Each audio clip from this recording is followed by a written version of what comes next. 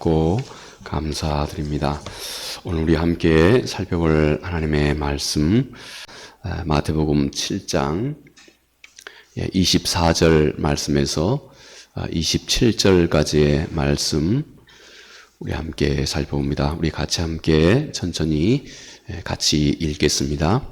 그러므로 누구든지 나의 이 말을 듣고 행하는 자는 그 집을 반석 위에 지은 지혜로운 사람 같으리니 비가 내리고 창수가 나고 바람이 불어 그 집에 부딪히되 무너지지 아니하나니 이는 주추를 반석 위에 놓은 까닭이요 나의 이 말을 듣고 행하지 아니하는 자는 그 집을 모래 위에 지은 어리석은 사람 같으리니 비가 내리고 창수가 나고 바람이 불어 그 집에 부딪히매 무너져 그 무너짐이 심하니라. 아멘. 오늘 이 말씀은 우리가 잘 아는 것처럼 마태복음 5장에서 7장까지를 산상보훈이라고 말씀합니다. 이것은 마태가 예수님의 가르침을 어찌 보면 가장 응축적으로 설명하고 있는 내용이 바로 여기에 기록이 되어 있습니다. 우리가 아는 것처럼 마태복음 5장부터 7장은 우리 주님의 산상보훈, 처음 팔복,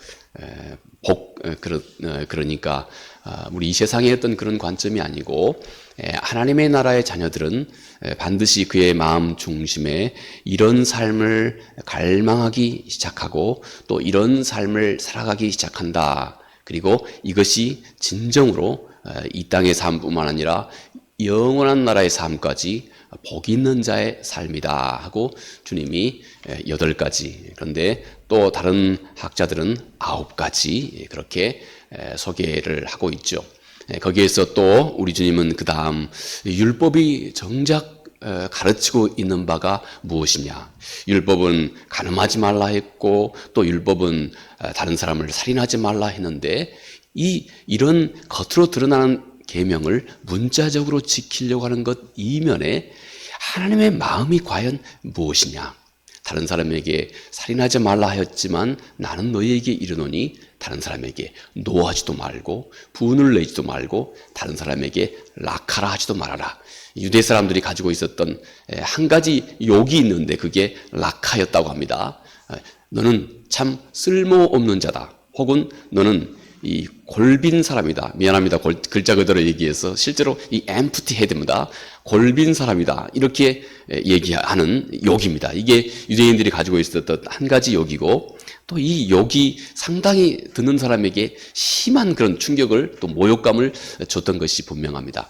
그래서 하나님의 말씀, 살인하지 말라 했는데 이 말씀의 진정한 하나님의 뜻은 다른 사람에 대해서 분을 내지도 말고 노하지도 말고 다른 사람을 그렇게 모독해서도 안 된다고 하는 말이다. 왜냐하면 분이나 화나 모독이 결국은 그 끝이 살인으로 이어지는 것이기 때문이다 하고 율법의 그 진정한 의미를 주께서 이 산상보훈에서 말씀하셨습니다. 또 산상보훈, 다른 사람이 너를 어떻게 대해주기를 원하느냐 그대로 다른 사람을 너가 먼저 대해라.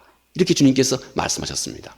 또 이 세상을 살아가는 데 있어서 진정으로 복 있는 자, 곧 하나님의 나라, 곧 영원한 하나님의 나라를 유업으로 받을 자들은 이 세상 속에서 좁은 문으로 들어가게 된다. 이 세상은 넓은 문이 있고 좁은 문이 있고 넓은 길이 있고 좁은 길이 있는데 정작 하나님의 자녀들은 그리스도 예수의 말씀, 곧 하나님의 말씀을 진심으로 순종하는 그 좁은 문과 좁은 길로 가게 된다. 또 이 세상 사람들의 마음은 겉으로 보아서는 다 알 수 없다. 그런데 그의 삶 전체가 상당히 긴 시간을 할애해서 그의 삶 전체가 삶으로 열매를 맺게 된다. 그 삶의 열매로 대부분 그의 성품 속에 우러나는 열매입니다. 그의 성품을 통해서 사랑, 희락, 자비, 양성, 충성, 온유함, 절제 이런 모습이 그의 성품의 열매로 드러나게 된다. 곧 사람은 짧은 시간 겉으로는 분별할 수 없으되 긴 시간 거쳐 그의 삶이 맺어가는 바로 이 열매로 그 안에 그가 어떤 사람인지를 알게 되고 하나님도 그렇게 아신다. 이렇게 주님께서는 산상보훈에서 중요한 이런 내용들을 아주 깊이 있게 주님께서 다루셨습니다. 한마디 한마디가 얼마나 깊고 오묘한지 저는 거의 평생 제가 학교를 마치고 지금까지 늘 하나님의 말씀을 가까이 보고 또 생각하고 연구하고 해왔습니다만 보면 볼수록 하나님의 말씀은 참으로 깊고 깊은 것이 우리 주님의 가르침입니다. 자, 이 산상보훈에서 우리 주님께서 이렇게 모두 하나님의 나라에 대해서 주님이 자세하게 그 내용까지 원리까지 다 설명하신 다음에 주님께서 제자들에게 자, 너희 앞에 선택의 길이 있다. 이제 너희 앞에 선택의 길이 있는데 너희는 이제 가르친 이 말씀을 들은 후에 너희가 이제 어떻게 살려 하느냐. 그런데 너희가 앞으로 하나님의 나라에 대해서 잘 이해하고 알게 된 너희가 앞으로 너희들의 삶을 두 가지 방향에서 그 중에 하나를 선택하게 될 것인데 그 결과는 아주 판이하게 달라지게 될 것이다. 그리고 그 결과는 이 땅에서 뿐만 아니라 영원한 나라의 삶에까지 그 결과가 절대적인 영향을 미치게 된다 하고 주님께서 그 마지막 산상보훈의 말씀을 잘 주께서 말씀하신 연후에 가장 끝자락에서 우리 주님께서 오늘 우리가 함께 살핀 이 말씀 어떻게 보아 우리들의 선택을 결단하게 하는 말씀을 오늘 우리 주님께서 오늘 해주고 계시는 것입니다. 자, 오늘 이 주님의 말씀의 배경은 이렇습니다. 두 사람이 있다는 것입니다. 그는 열심히 집을 짓는다는 것입니다. 열심히 집을 짓는다고 하는 것이 무엇일까요? 나름 이 세상 속에서 자기 자신이 옳다고 믿고 있는 대로 열심히 살아간다는 것입니다. 사실 우리는 다 그렇습니다. 우리가 살아가는 방식이 또 내가 매일매일 선택하는 우리의 삶의 길이 항상 내가 겉으로는 거창하게 이게 내가 최종적으로 가장 우선하고 선호하는 길이다. 이게 내 가치관의 열매다. 이렇게 거창하게 내가 잘 개념화하고 또 잘 그렇게 생각하고 결정하는 것은 아니지만 우리 사람은 본능적으로 자기 자신이 옳다 하는 대로 늘 움직이고 행동하고 결정하고 있습니다. 자, 이렇게 우리 모든 사람은 세상에 마지막 하나님의 나라에서 두 가지 사람으로 딱 분류가 된다는 것입니다. 그 중간은 없다는 것입니다. 그 중간은 단지 사람이 만들어내는 겁니다. 하나님 앞에서는 없습니다. 자, 두 사람이 있는데 하나님 앞에서 마지막에 모든 세상 사람들이 딱 두 사람으로 대표된다는 것입니다. 그리고 그들은 나름 이 세상 속에서 열심히 살아왔다는 것입니다. 이것을 우리 주님께서는 이들이 이 세상 속에서 열심히 집을 짓는다 하고 주님께서 말씀하고 있는 그 말씀의 의도인 것입니다. 열심히 자기에게 주어져 있는 인생을 살아간다는 것입니다. 그런데 이 두 사람 똑같이 그들에게 하늘의 비가 내린다는 것입니다. 그리고 이 두 사람 똑같이 하늘에서 또 땅에서 창수가 난다. 땅에서 그냥 불필요하게 그냥 푹푹 솟아오르는 물이 있다는 것입니다. 또 이 두 사람 똑같이 이들에게 심한 바람이 불어온다는 것입니다. 그래서 이것은 이 세상을 어떻게 살아온 사람이든지 간에 그 누구에게도 예외가 되지 않는다는 것입니다. 하나님의 자녀라 해서 그냥 어떤 고난이 다 없고 또 하나님의 자녀가 아니라 해서 세상 고난은 혼자 다 짊어지고 이런 게 아니다는 것입니다. 두 사람이 언젠가 세상의 모든 사람들은 두 사람으로 대표되는데 그 두 사람 다 똑같이 이 세상 속에서 비와 창수와 또 바람을 똑같이 겪게 된다는 것입니다. 그런데 마지막 날에 한 가지가 분명하게 드러난다는 것입니다. 뭐가 드러나느냐 하면 그전에는 보이지 않았던 바로 그 집을 지었던 기초가 드러나기 시작한다는 것입니다. 마지막 날에 그 기초가 무엇이었는지 드러나기 시작한다는 것입니다. 그리고 그 기초 때문에 어떤 집은 점점 다 무너져 가버리고, 바로 그 기초 때문에 어떤 집은 아무리 비가 오고 바람이 불고 창수가 섞어쳐 온다 할지라도 튼튼하고 견고하게 서 있다 하는 것입니다. 얼마나 우리 주님께서 이 세상 삶뿐만 아니라 이 세상 삶과 그리고 그 삶의 결과로 이어지는 영원한 나라의 삶까지를 우리 주님께서 참 듣고 싶고 이해하기 쉬운 이 비유로 주께서 이토록 명확하게 말씀하고 계신지 모릅니다. 자, 여러분, 오늘 이 주께서 말씀하신 이 말씀의 비유를 따라서 오늘 우리 주님께서 친히 여기에서 사용하고 계시는, 우리 주님이 여기서 동원하고 계시는 개념 한 가지를 그 의미와 뜻을 살펴보면서 오늘 이 비유를 통해서 우리 주님이 우리에게 당부해 주신 소중한 생명의 말씀을 우리가 함께 듣도록 합니다. 자, 먼저 반석이 무엇일까요? 반석, 우리 어렵지 않습니다. 그러므로 누구든지 나의 이 말을 듣고 행하는 자는 지혜로운 사람 같으니 그 집을 반석 위에 지은 것 같다. 주님께서 그렇게 말씀하셨습니다. 여러분, 세상에 지혜로운 것은 내가 좀 피곤하고 내가 좀 힘들고 내가 혹시 좀 난처하고 하는 상황을 참 그냥 약삭빠르게 잘 피하는 것이 여러분 절대 세상에 지혜로운 사람이라고 하지 않는다는 것입니다. 이 세상은 그렇게 얘기합니다. 그렇게 내가 힘들고 어려운 것은 피하고 내가 가만히 있어도 큰 수익을 얻을 수 있는 그런 길은 계속해서 추구하고 때때로 다른 사람은 좀 무시해버리고 내 이익만 극대로 하고 이런 길들을 약삭빠르게 늘 찾아가는 것이 세상은 지혜로운 인생, 지혜로운 삶의 길이다 하고 그렇게 말할 줄 모르겠습니다. 그러나 우리 주님은 그것이 세상의 지혜로운 삶이 아니다는 것입니다. 좀 우직하고 내가 그냥 지금 눈앞에는 좀 손해본 듯하고 내가 이것으로 인해서 참 내가 시간을 많이 허비하고 낭비하는 것 같기도 하고, 옥합을 깨뜨리는 이 여인의 비유를 통해서 이 세상 사람들이 보았을 때는 정작 중요한 것을 다 낭비하는 것처럼 보인다는 것입니다. 오히려 이 세상 사람들의 눈에 보았을 때는 어리석은 사람처럼 보인다는 것입니다.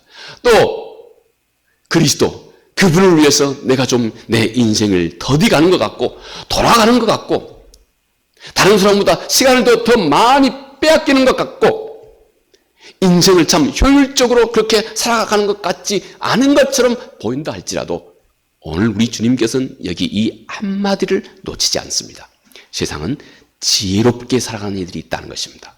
그들은 지금 눈앞에 어떻게 그가 보인다 할지라도 지혜로운 사람은 하나님의 말씀을 듣고 그 말씀을 진심으로 삶 속에서 순종하려고 최선을 다하는 자, 그의 생각이 항상 지혜롭고 그의 판단이 항상 지혜로운 판단이고 바로 그런 사람이 그가 결정하는 결정이 항상 최고의 지혜로운 결정이다 하고 주님께서 그렇게 말씀하고 계시는 것입니다.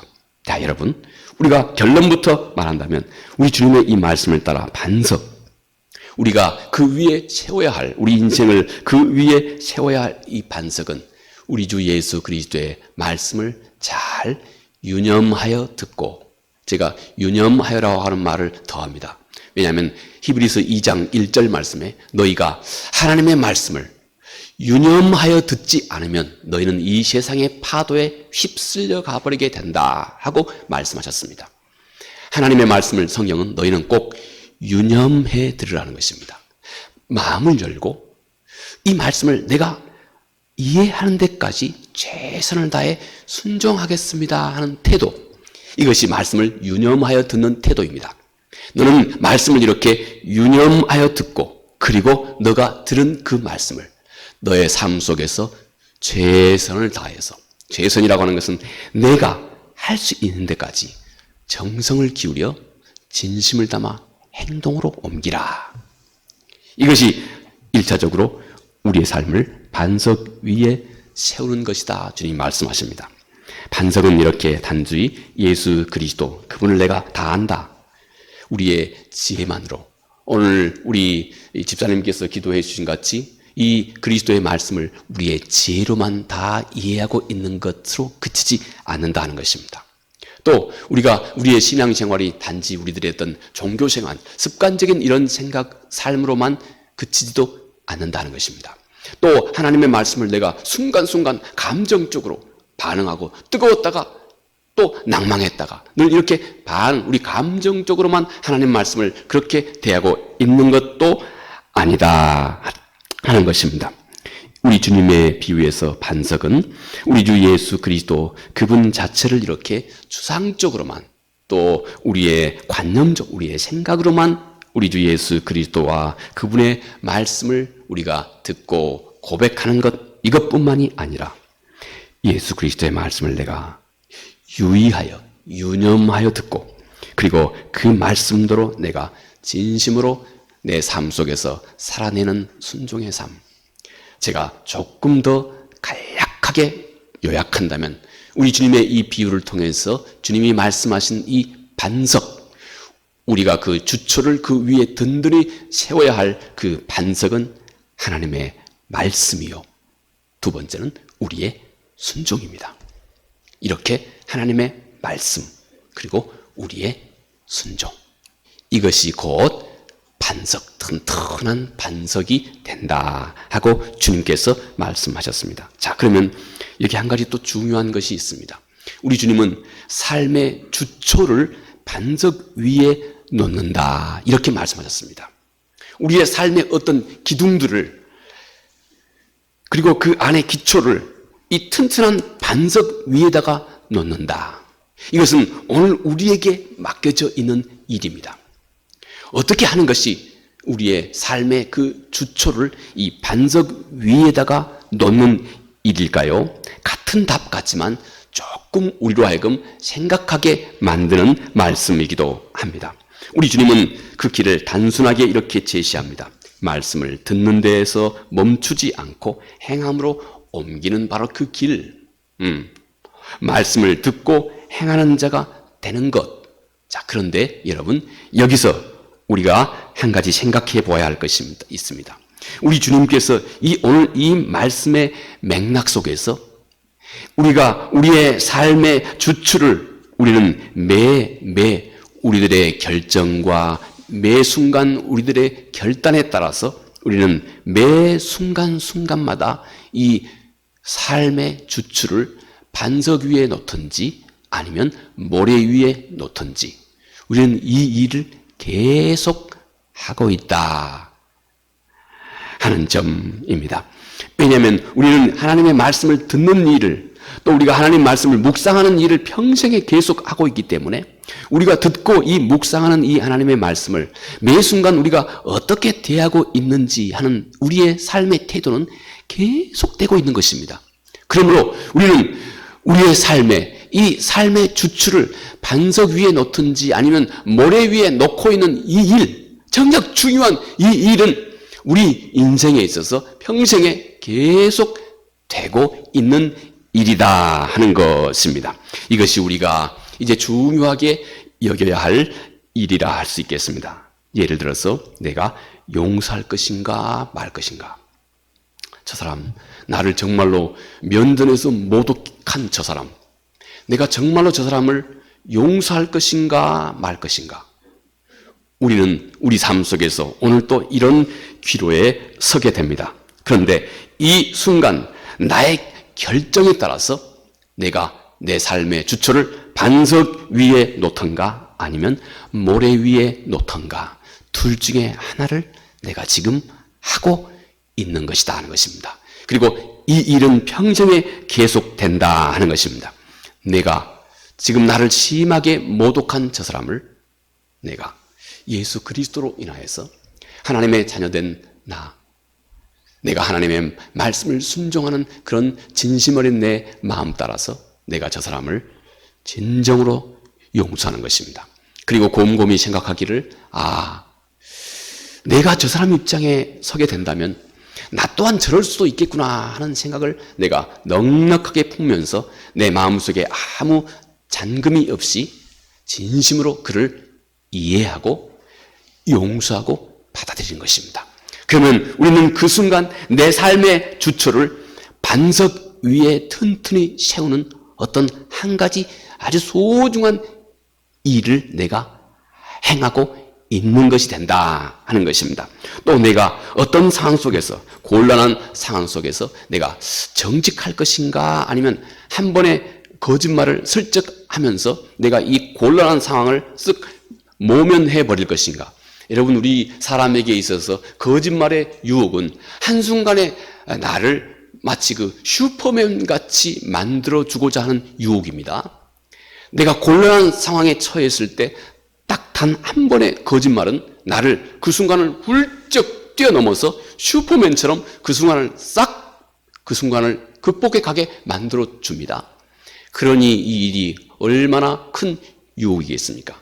때로는 그런 유혹이 우리에게 미묘하게 다가올 때 그 순간 내가 정직하게, 우리 주님은 마태복음 5장에서 너는 정직하게 말해야 한다. 너의 언어는 항상 정직하고 진실을 말해야 한다. 너는 너의 말이 진실이어야 되기 때문에 너의 말에 그 진실의 무게를 더하게 하기 위해서 뭔가의 뭐라고 그러죠? 뭔가의 그 개념이 생각이 안 나네. 너를 보증해 줄 수 있는, 어떤 맹세할 수 있는 뭔가를 동원할 필요가 없다.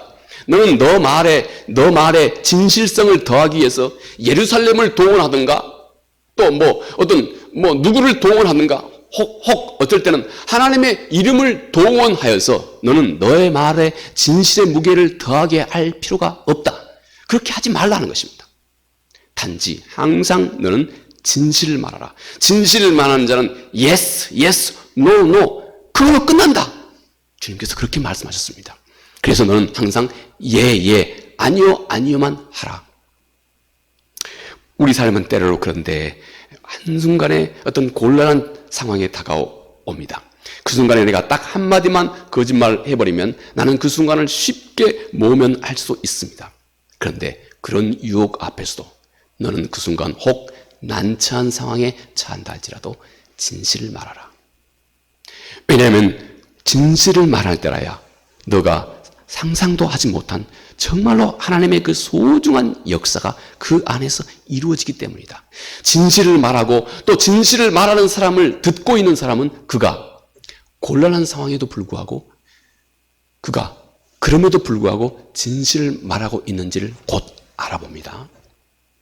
그리고 그것이 결국은 그 사람을 깊이 신뢰할 수 있는 진정한 신뢰의 기초가 되어줍니다. 우리 주님께서 말씀하시는 것이 그것들입니다. 우리 주님은 하물며 가장 우리 주님의 대표적인 말씀에 너는 너의 원수까지도 사랑해라. 이것은 세상이 가르치고 있는 것이 아닙니다. 여러분, 원수를 사랑하는 이 일, 세상의 논리로는, 세상의 윤리 도덕으로도 불가능합니다. 그런데 어떤 이가 정말로 그의 원수까지도 내놓고 이해하고 이해해주고 포용해준다 하는 것입니다. 이 세상 속에는 절대 경험도 할 수 없는 일이 그 사람을 통해서 드러나기 시작할 때 그를 통해서 하나님이 이 세상에 드러난다는 것입니다. 아주 힘차게 하나님 그분의 모습이 그를 통해서 드러나게 된다는 것입니다. 그러면 하나님이 그를 통해서 영광을 받게 되고 하나님의 그 선하심이 그런 하나님의 자녀들의 태도를 통하여서 이 세상 속에서 점점 힘차게 확산돼 가기 시작한다는 것입니다. 거짓과 진실을 말하는 것도 같은 맥락에 있는 것이다 하는 것입니다. 우리가 아무리 어떤 상황이라 할지라도 진실을 말함으로 그 순간에 내가 난처하고 곤란할지라도 우리들의 마음, 심정 속에서는 이미 그 안에 하나님의 나라가 이루어지고 또 그는 그런 일들을 통하여 그의 삶의 또 다른 한 주초를 반석 위에 세워놓게 된다 하는 것입니다. 또 우리가 한순간에 감정대로 반응할지 아니면 깊이 절제하고 침묵하고 하나님 말씀을 순종할지 우리의 삶의 상황 속에서 늘 이런 일들은 끊임없이 우리에게 다가오기 시작하고 우리가 하나님 그분의 말씀을 진심으로 순종하는 순간순간마다 우리는 점점 평생에 거쳐 우리의 삶의 그 주초를 반석 위에 놓는 이 역사를 계속 행하게 된다 하는 것입니다. 우리 주님께서는 그렇게 하라 말씀하셨습니다. 자, 여기 그런데 우리 주님께서 엄히 말씀하고 있는 한 가지 내용이 있습니다. 우리가 아까 살펴보았던 것 같이 여기 그런데 모든 사람이 피할 수 없는 일이 있다 하는 것입니다. 모든 사람이 다 피할 수 없는 일이 있다는 것입니다. 곧 내가 내 삶의 주초를 어디에 그동안 두고 살아왔는지 모든 사람은 다 언젠가 완전하게 드러낼 때가 온다 하는 것입니다. 그리고 그 일에 세상의 모든 사람들이 피할 수 없이 경험하게 되는 일이 있는데 우리 주님께서는 오늘 이 세 가지로 그렇게 표현해 말씀합니다. 비가 내리고 창수가 나고 바람이 분다 하는 것입니다. 이것이 여러분이나 나나 지금 어떤 자리에 있는 사람이라 할지라도 여러분 행여 왜 나 혼자만 이렇게 삶이 어려운가 혹시 여러분 그렇게 생각하고 계십니까? 그래서는 안 됩니다. 내가 지금 바라보고 아무 문제가 없이 보이는 저 사람도 똑같이 나하고 똑같은 문제, 물론 문제의 그 항목은 서로 다르지만 똑같은 삶의 무게를, 아픔의 무게를 똑같이 짊어지고 있다고 하는 것을 우리 주께서 말씀하고 계시는 것입니다. 자, 우리 주님께서 말씀하신 이 세 가지 항목의 그 내용을 우리가 함께 생각해 볼 필요가 있겠습니다. 먼저 우리 주님은 비가 내린다 이렇게 말씀하셨습니다. 주님이 이렇게 이 세 가지를 서로 다른 예를 세 가지로 말씀하신 거기에는 그것이 상징하고 있는 의미가 깊고 깊습니다. 여러분, 비는 오래도록 지속적으로 스며들고 있는 아픔, 고난, 마치 그것입니다. 비는 한순간에 그냥 충격적으로 쏟아지고 다 쏟아지고 하는 것이 아닙니다.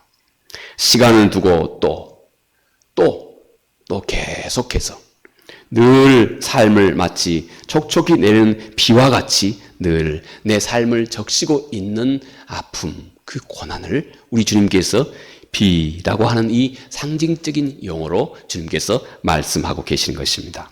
어떤 사람은 오랫동안 경제적인 어려움을 겪기도 합니다.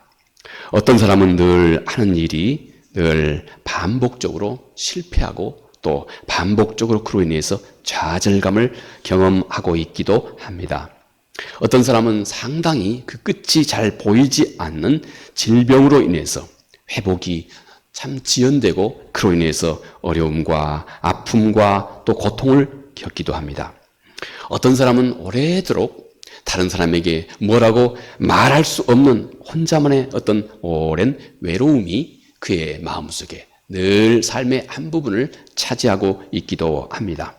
어떤 사람은 늘 나는 다른 사람 앞에 그렇게 인정받고 있지 못한 사람이다.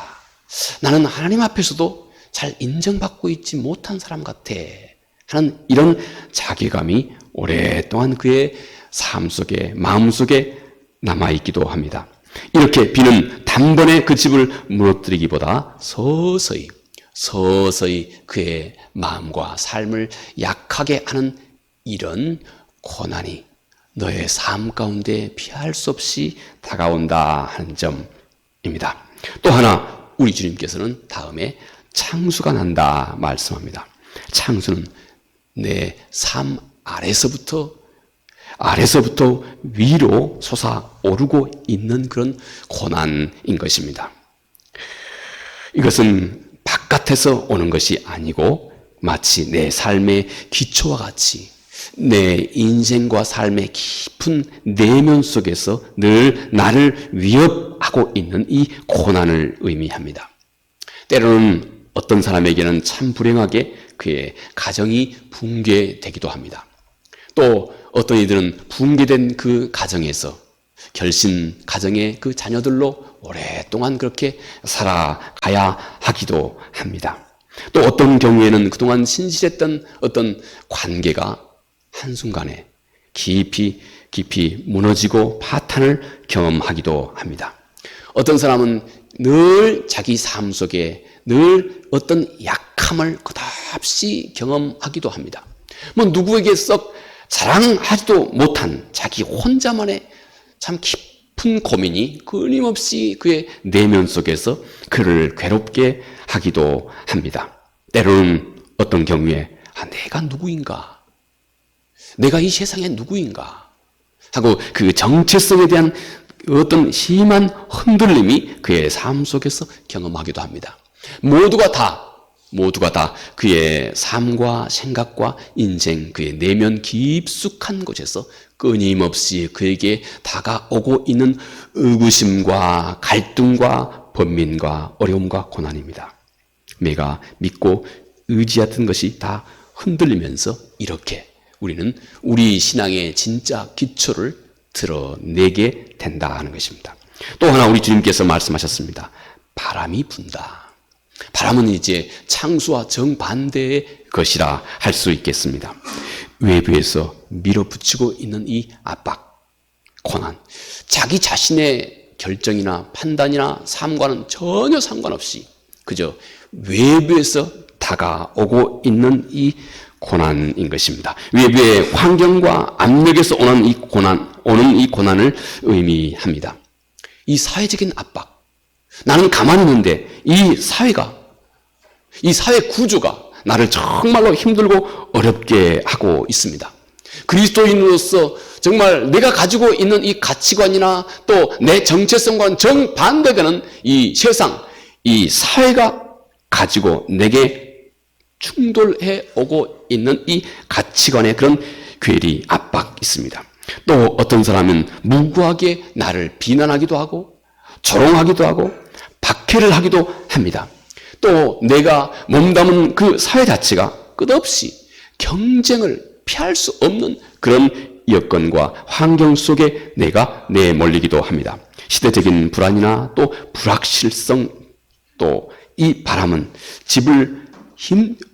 어찌하든 그 집을 쓰러뜨리려고 하는 아주 강한 힘으로 그에게 다가오기도 합니다. 요즘에 우리가 새롭게 맞이하고 있는 2026년, 참 저는 나름 이 세상의 관점에서 말이죠. 이 세상의 관점에서 하나님은 물론 모든 것을 합하여 그분의 선하신 뜻을 이름에도 불구하고 완벽하게 이루어 가시겠죠.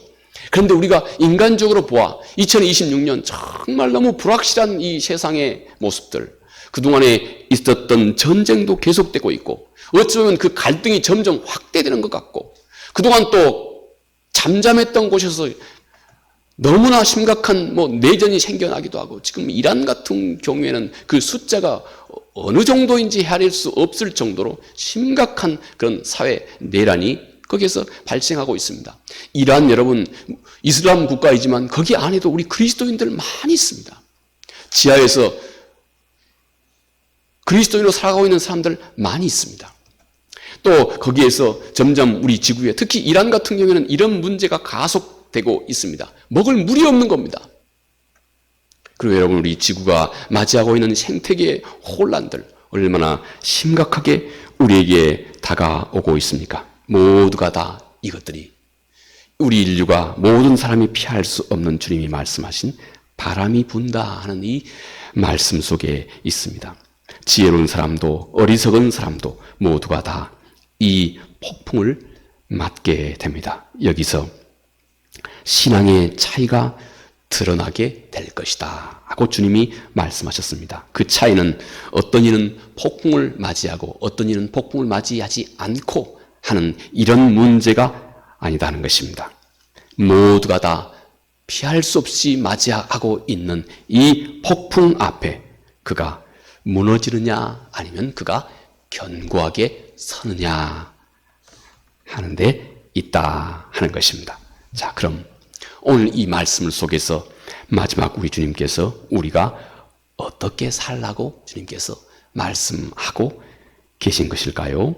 주의 말씀은 분명합니다. 너는 이제부터 하나님의 말씀을 내 삶과 의식에 또 가치관에 튼튼한 그 기초로 삼아야 한다 하는 것입니다. 너는 하나님의 말씀을 내 삶의 토대로 삼아야 한다 하는 것입니다. 하나님의 말씀을 단지 한순간에 위로로만 그치지 말고 하나님의 말씀을 단지 지식이나 교훈으로만 너의 마음속에 그렇게 간주하지 말고 너는 하나님의 말씀을 내 삶의 설계도로 삼아야 한다. 삶의 그 든든한 뿌리와 기초로 삼아야 한다 하고 그렇게 말씀하고 있는 것입니다. 너는 주께서 친히 말씀하시고 하나님이 말씀하셨던 너는 무엇보다도 하나님을 사랑하는 삶을 살아라. 너는 무엇보다도 내 이웃을 또 다른 너 자신이라고 여기고 내 이웃을 내 몸처럼 사랑하는 삶을 살아라.